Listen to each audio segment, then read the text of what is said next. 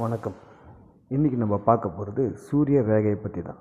சூரிய ரேகை என்பது மோதிர விரலுக்கு கீழே, அதாவது சுண்டு விரலுக்கு பக்கத்து விரல், அதுதான் சூரிய விரல் சொல்லுவாங்க.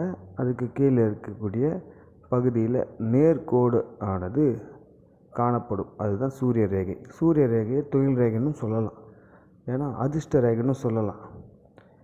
இந்த ரேகையை பார்த்து ஒருவர் எந்த தொழில் செய்வார்கள் அப்படின்னு சொல்லலாம்.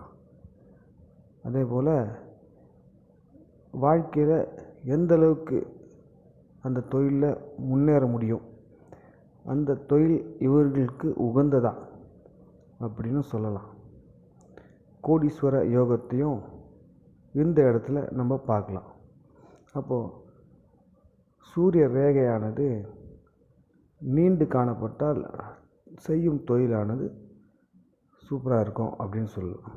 சரி, அதே அந்த சூரிய ரேகையானது உடஞ்சி காணப்பட்டால் செய்யும் தொழிலில் கொஞ்சம் அப்பப்போ ஒரு பிரேக் ஆனது காணப்படும். அடுத்தடுத்த பதிவில் நிறைய விஷயங்களை சொல்கிறேன். நன்றி.